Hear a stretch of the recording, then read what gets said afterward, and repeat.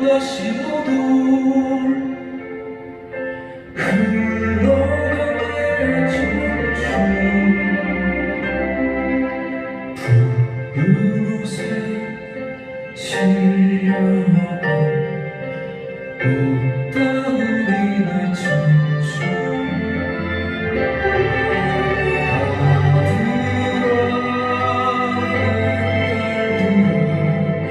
서로 놓아라 너희들이 자연스러운 우리의 아들이다 좋은 옷 입고 부냐 만난 것 먹고 부냐 푸른 옷에 실려온 꽃다운 내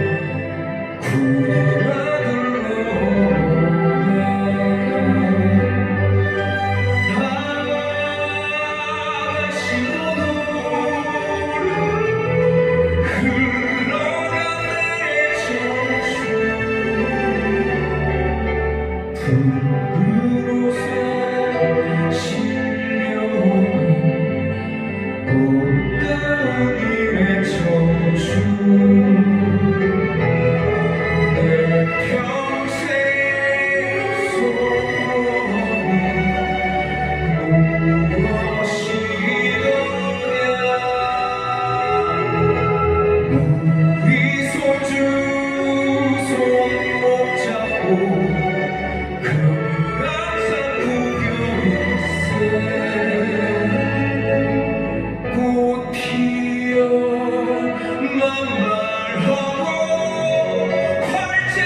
내 평생 소원이 무엇이더냐 우리 손주 손목 잡고 금강산 구경일세 꽃 피어 만말하고 활짝인 그날을 기다리고 이내 청춘 가네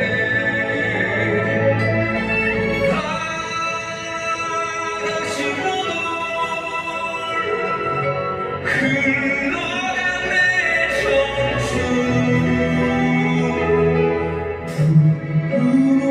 푸른 옷에 실려간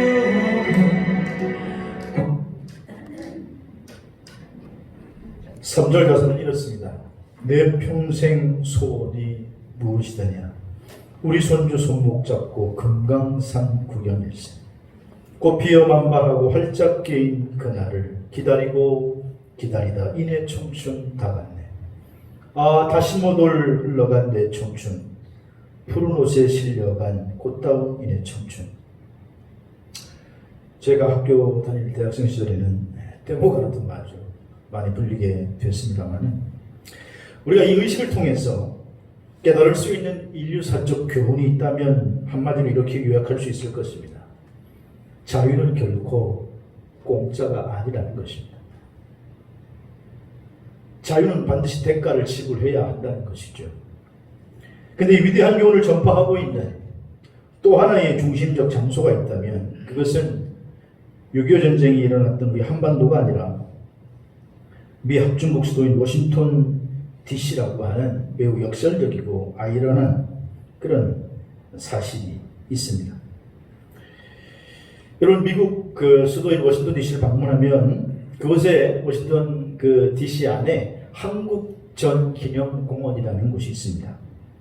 해마다 이 한국전 기념공원에는 평균 320만 명의 비지터들이 방문자들이 이곳을 방문하고 있는데 이곳을 방문하는 미국인들과 세계의 자유를 사랑하는 모든 사람들은 사실 이곳에서 판초위를 입고 행군하는 그런 조각을 그린 조각가 프랭크 게일로드의 조각 작품인 육해공군의 그 군인의 모습을 통해서 깊은 자유에 대한 그런 감동을 느끼기도 합니다만 그러나 무엇보다도 이곳을 방문하는 방문객들의 시선을 끄는 것은 이 공원의 벽에 새겨져 있는 글귀입니다. 그 글귀는 이렇게 새겨져 있습니다. 우리 미 합중국은 조국의 부름을 받고 한 번도 만나지 못했던 사람들 전혀 알지 못했던 나라의 자유를 위해 달려갔던 자랑스러운 우리 딸과 아들에게 깊은 경의를 표한다. 그리고 그 밑에 은색 글씨로 아주 선명하게 새긴 불멸의 메시지가 바로 이 메시지입니다. Freedom is not free. 자유는 결코 공짜가 아니다 라는 것입니다. 이 작은 두동강난 한반도 땅에서 오늘날 대한민국이라고 하는 나라가 자유로운 국가로서의 민족적 생존이 가능하기 위해서 6.25 전쟁 때 희생됐던 미군 사망자만 54,246명, 또 한국군을 포함한 유엔군 사망자는 모두 62만 8,833명이나 되었고, 부상자는 미국만 10만 3,284명, 유엔군 전체는 무려 106만 4,453명, 미국 실종자가 8,177명, 그리고 유엔군 실종자는 47만 267명으로 집계되고 있습니다. 이 전쟁에서 미국 대통령이었던 아이젠하워는 자신의 소중한 아들을 잃었고, 벤 프리트 장군도 아들을 잃었으며, 클라크 유엔군 사령관도 그의 아들을 잃었고, 워커 중장은 자기 자식과 함께 참전했다가 자신이 전사했고, 22사단장이었던 딘 소장은 전쟁의 포로가 되었습니다. 오늘날 그릇된 이념적 영향을 받은 이 땅의 젊은이들 가운데 종종 북침설을 믿고 있는 전후 세대들이 있습니다만은, 만일 6.25 전쟁이 그들의 주장처럼 남에서 먼저 준비가 되었고 그리고 우리가 북침한 것이었다고 하면 6.25 전쟁 발발한 지 불과 4일 만에 어떻게 서울이 점령당할 수 있으며 40일 만인 7월 만에 낙동강 하류에 부산만이 남게 되는 일방적 전쟁이 어떻게 우리가 북침함으로 가능한 일이겠습니까?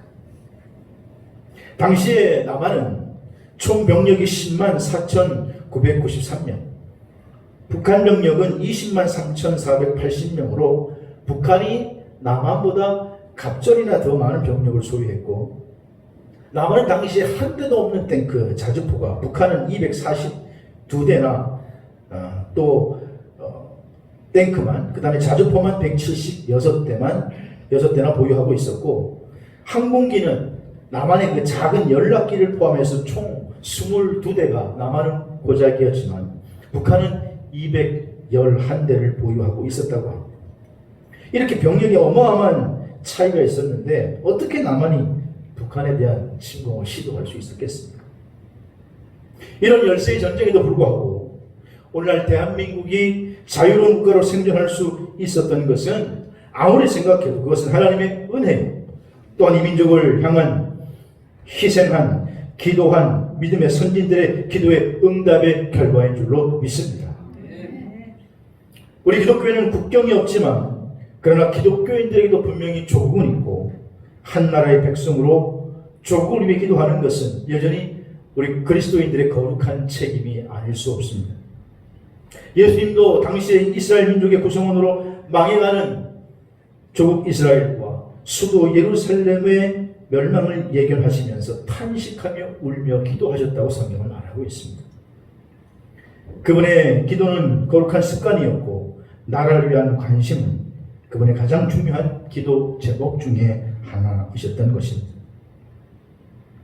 뿐만 아니라 우리는 이번에 6.25 70주년을 맞이해서 이 영웅행위라고 하는 그 의식을 통해서 또 하나의 교훈을 깨달을 수 있다면, 한 나라의 공동체, 한 국가의 공동체를 지키는 일은 결코 유명한 사람들에 의해서만 되는 것이 아니라 소위 이름 모를 무명의 용사, 무명의 영웅들에 의해서 공동체는 지켜지고 보존된다라고 하는 엄숙한 교훈을 깨달을 수 있다라고 하는 것입니다.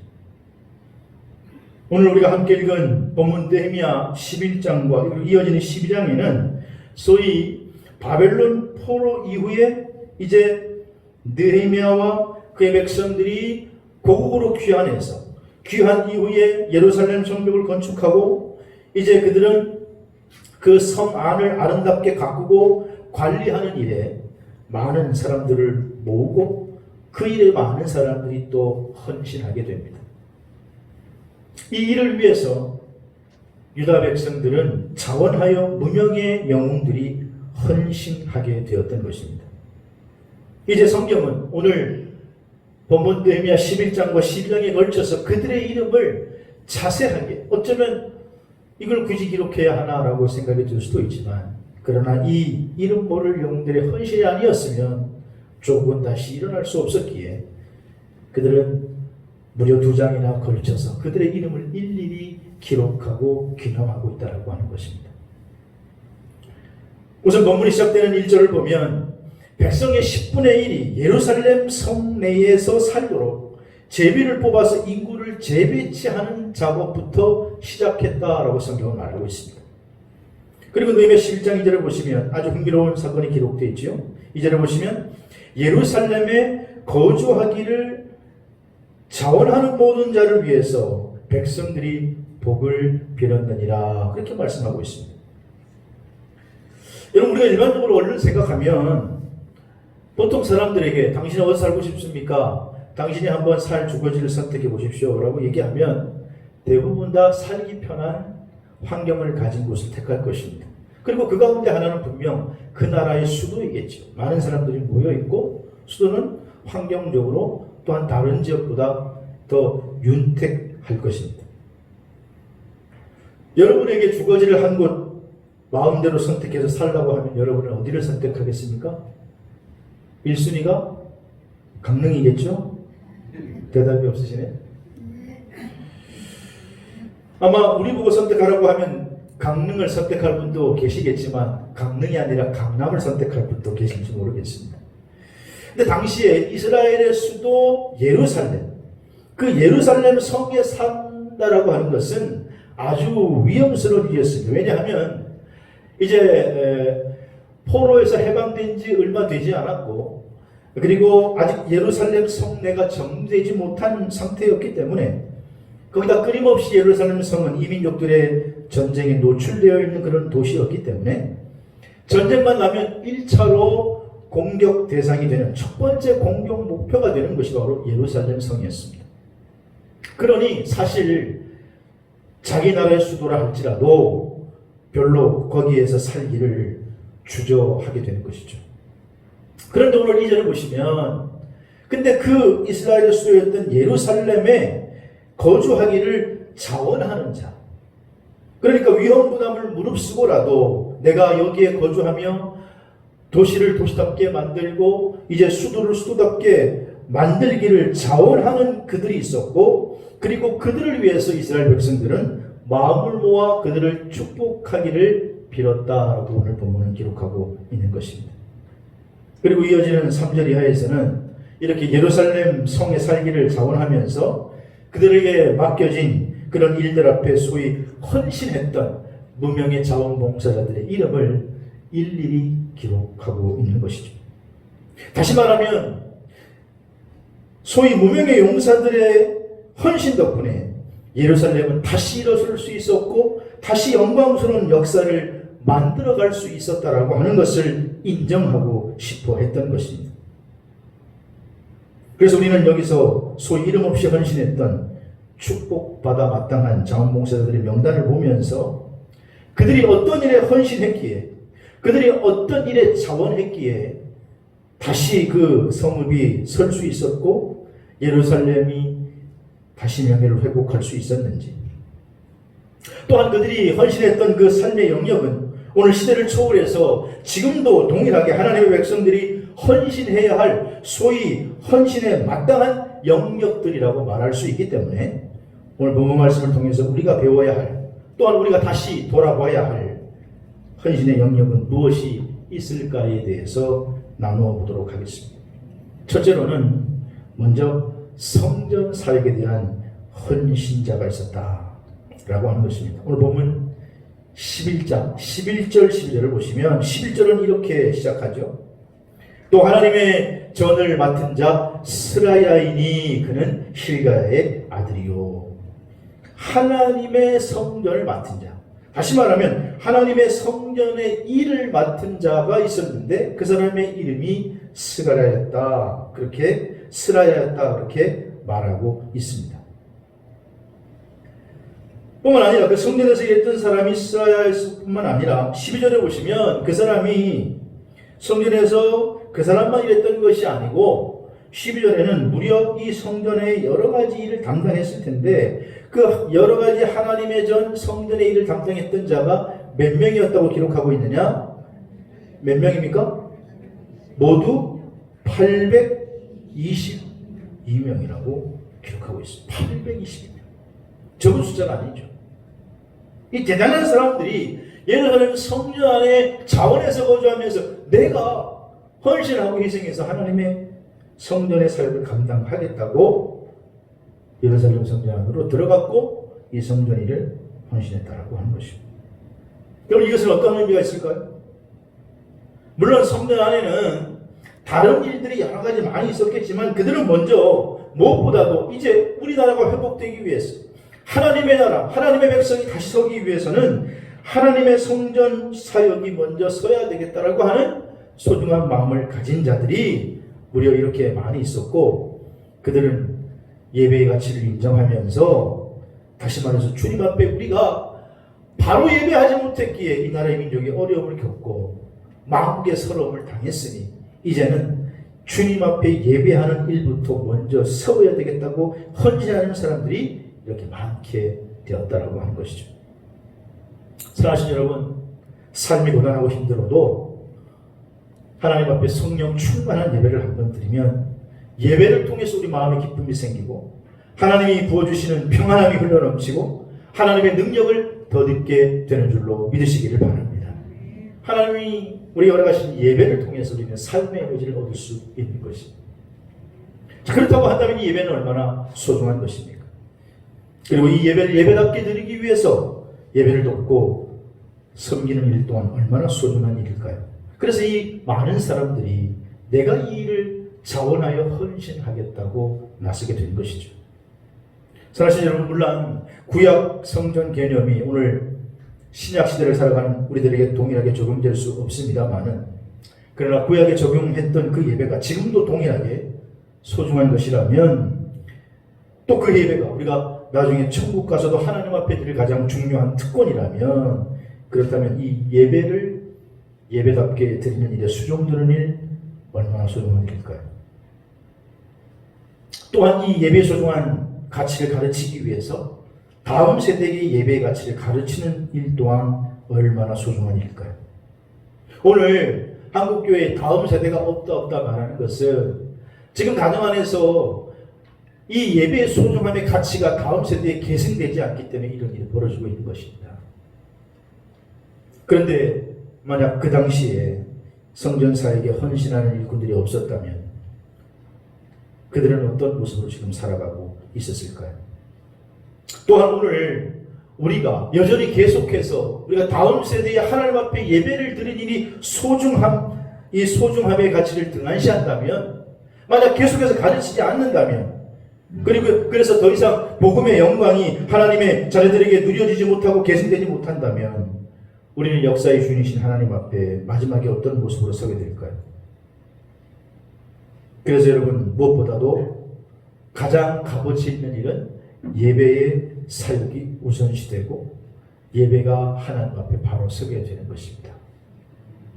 그래서 그들은 이 일을 위해서 헌신했다라고 하는 것이죠. 사랑하시는 성도 여러분, 오늘 저와 여러분도 하나님 앞에 온전한 예배자로 먼저 설 수 있고 여러분의 가정이 온전한 예배 가치를 인정하고 예배자로 설 수 있게 되기를 주의 이름으로 축원합니다. 그리고 또한 두 번째로 우리가 돌아봐야 할 헌신의 영역 어떤 것들이 있었을까?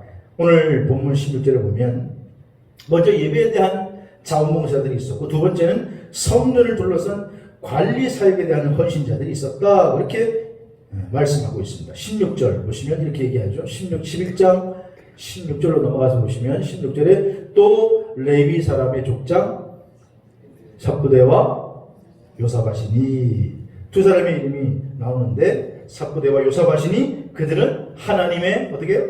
전 바깥 일을 담당했다. 바깥 일을 맡았다. 성전 안에서 일하는 또 예배하는 그런 것뿐만이 아니라 성전 바깥에도 중요한 일이 있었는데 오늘 이 이 레위족장 삽보대와 요사밧은 성전 바깥에서의 일을 맡아서 헌신하게 되었다라는 것입니다. 성전 안에서 진행되는 일이 소중하다면 그 일이 제대로 진행되기 위해서는 또 바깥에서 땀을 흘려야 하는 사람들은 얼마나 또 소중한 사람들이겠습니까?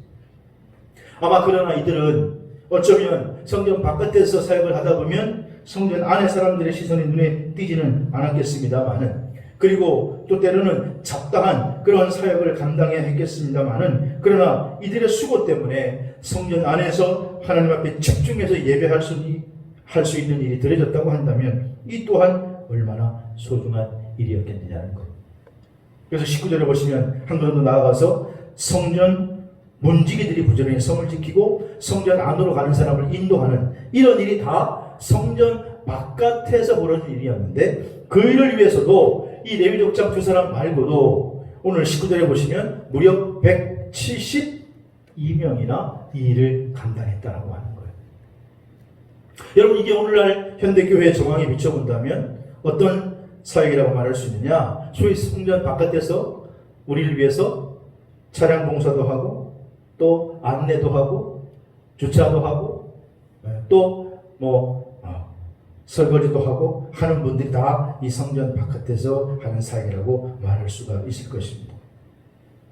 우리가 오늘 예배 드리러 왔을 때 예배를 안정적으로 또 집중적으로 드릴 수 있도록 하기 위해서 이런 바깥에서 하는 사역이 전제가 될 때에 그런 일이 잘 진행되게 되는 것이죠. 오늘날 현대교회에서 마찬가지죠.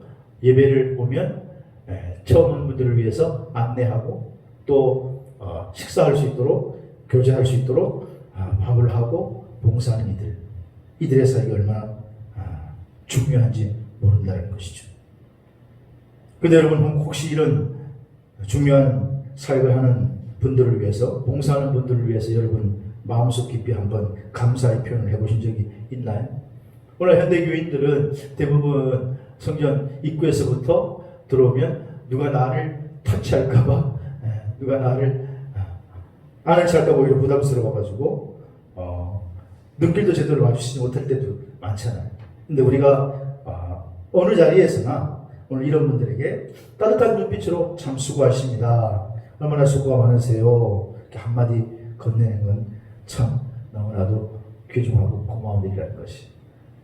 여러분 한번 그렇게 표현하지 못했다고 하면 이 시간을 들어서 한번 연습해 보시고 나가시다가 꼭 안내원들에게나 또 차량 봉사하는 분들에게 정말 수고가 많으십니다, 인사해 보시길 바랍니다. 우리 따뜻한 격려가 우리의 삶에 필요하다는 거예요. 한번 옆에 사람에게 먼저 한번 인사해 볼까요? 연습해 보겠습니다. 연습을 하면 또 못하니까 옆에 사람에게 정말 수고가 많으십니다. 시작. 아유, 정말 감사합니다.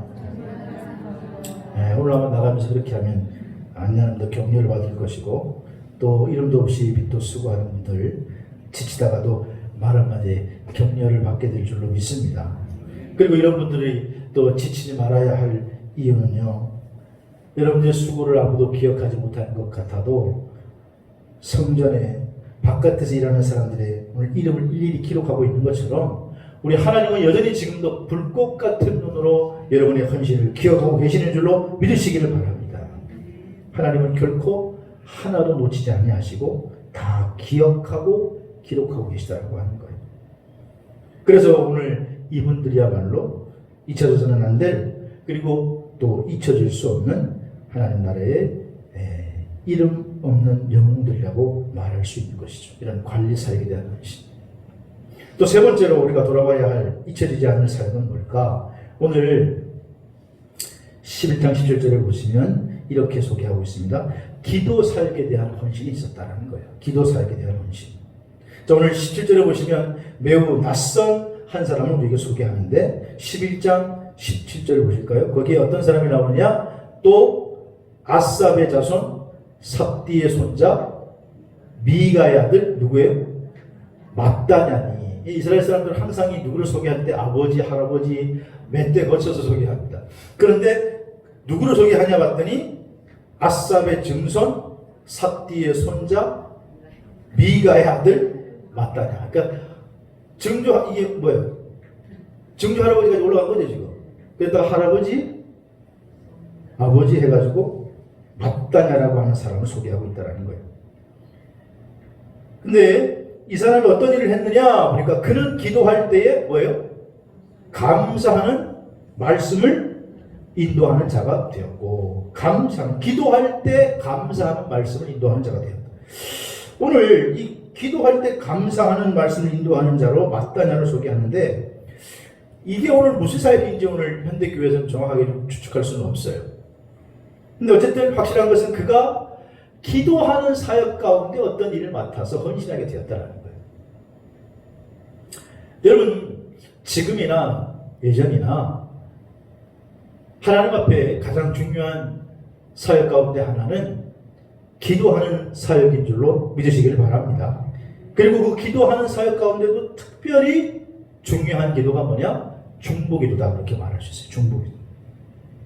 그래서 나를 위한 기도도 좋지만 이웃이나 나라와 민족을 위한, 지역을 위한 이런 중보기도는 너무너무 중요하다는 거예요. 오늘 우리가 6.25 전쟁 70주년을 맞이하면서 안타까운 우리 민족 분단의 그런 비극, 민족의 비극의 전쟁을 돌이켜 봅니다마는, 그러나 6.25는 비극이었습니다만 어떤 의미에서 우리 민족에게 또 새로운 희망을 주는 것이기도 했습니다.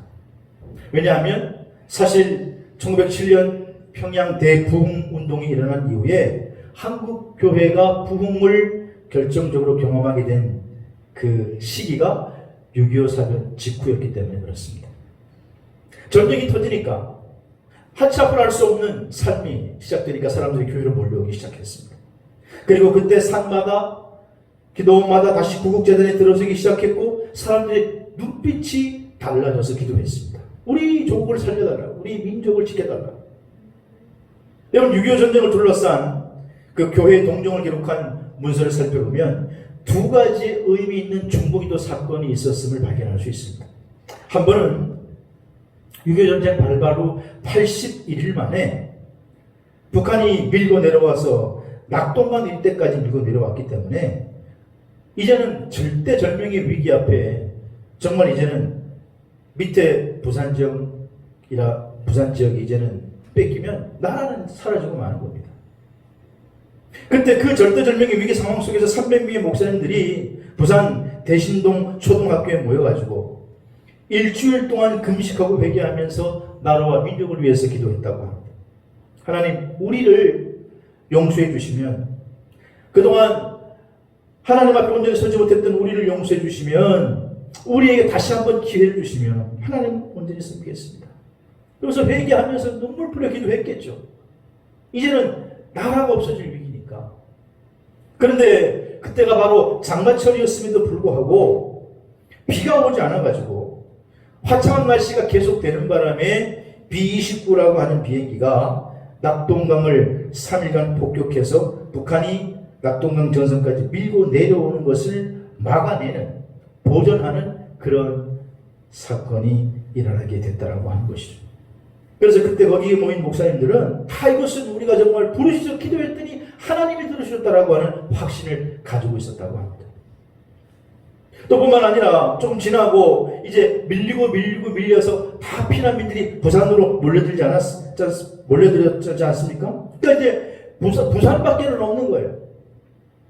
그러니까 교역자들도 예외는 아니고 모든 피난민이 막 몰려 있는데, 그때 당시에 오갈 데 없는 이 교육자들도 250명이나 지금 부산 초량교회에 모여 있었는데, 그 교회가 다행히 문을 열어줘가지고 그 교회에 수용되었었는데, 거기에서 숙식을 하면서 목회자들이 모이니까 교회도 없고 뭐 하겠어요? 모여서 기도한 거죠. 민족을 위해서 그 자리에서부터 구국 기도회가 시작이 되었다고 합니다.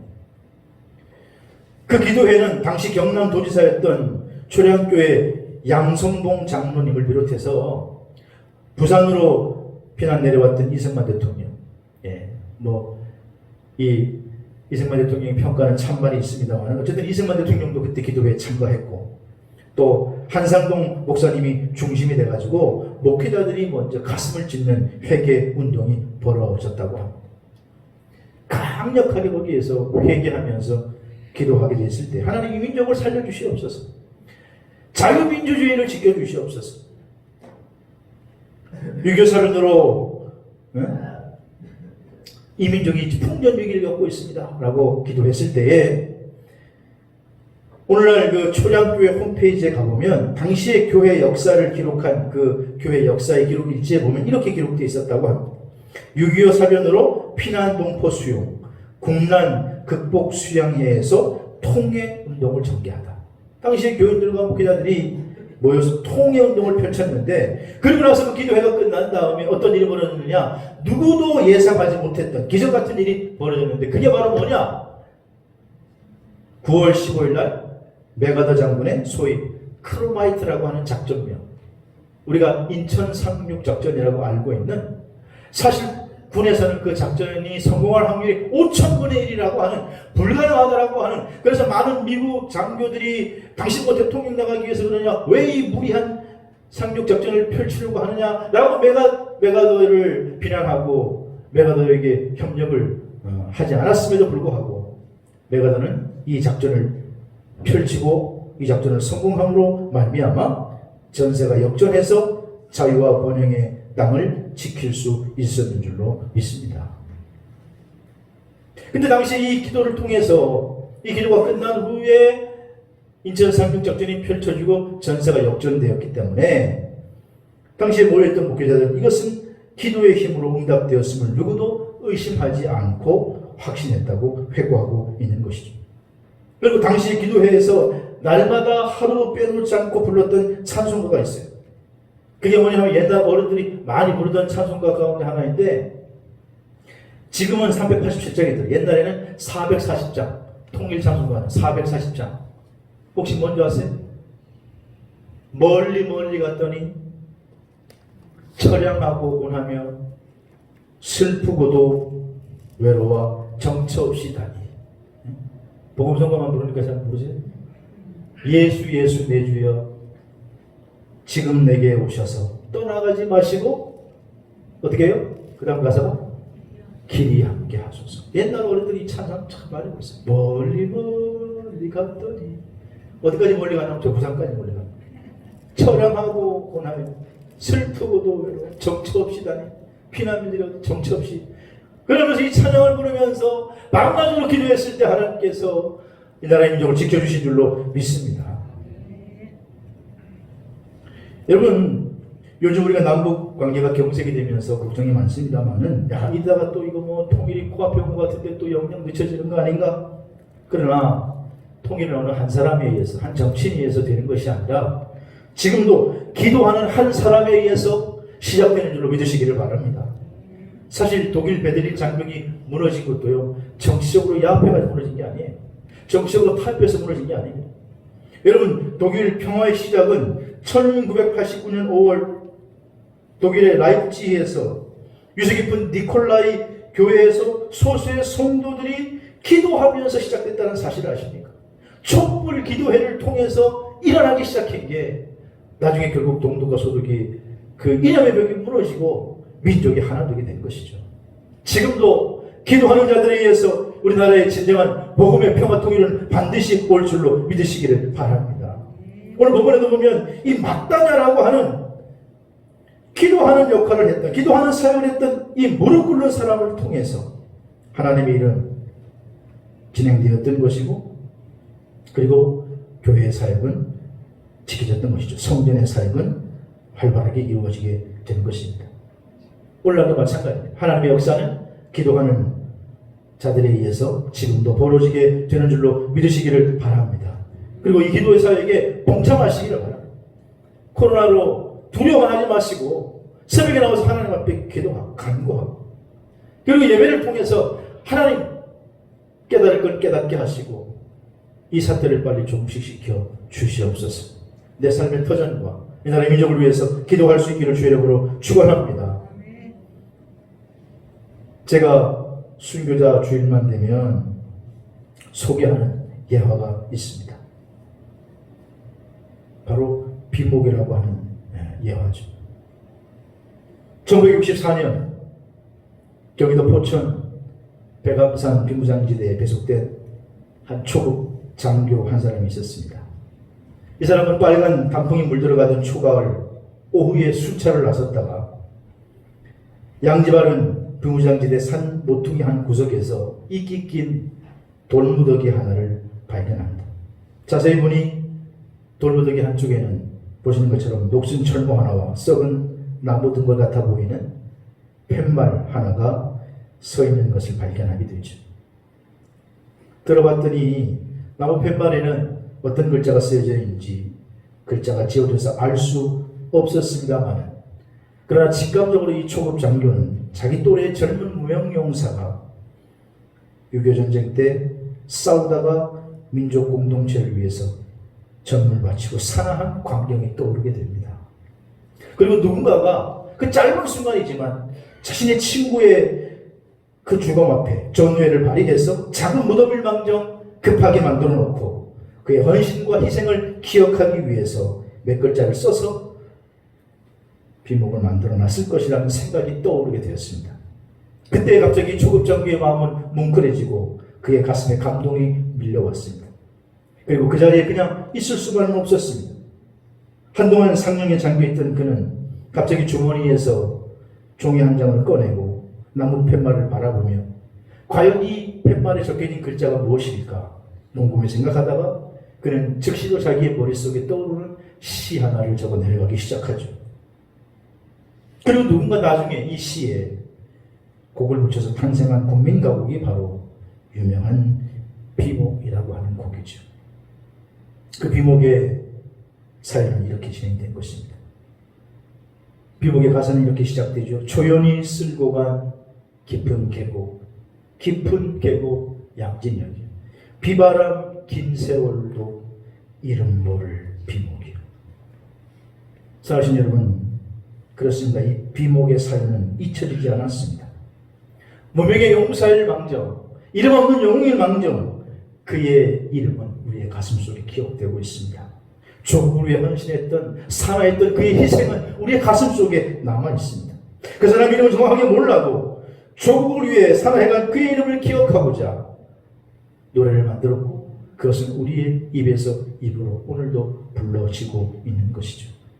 그 비목의 사연이 우리에게 기억되고 있다면 사랑하신 여러분, 하나님의 나라를 향한 복음을 향한 드렸던 무명의 성도들의 헌신 주님께서 잊으실까요? 순교자의 헌신 잊으실까요? 오늘도 여전히 하나님의 나라를 확증하기 위해서 드려지는 여러분의 사역의 헌신을 하나님께서 잊으실까요? 저는 잊지 않는다고 생각합니다. 저는 오늘 말씀의 결론을 히브리서 6장 10절 말씀으로 결론을 내고 싶습니다. 6장 10절 한번 찾아서 같이 읽음으로 말씀을 마치겠습니다.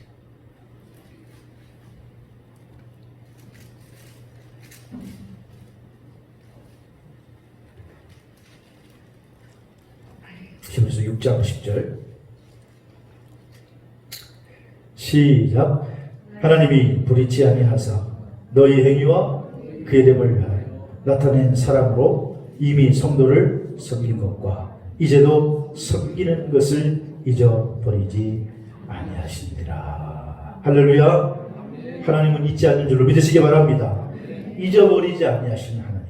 하나님은 당신의 수고를 기억하십니다. 당신의 희생을 기억하십니다. 당신의 예배를, 당신의 기도를 기억하십니다.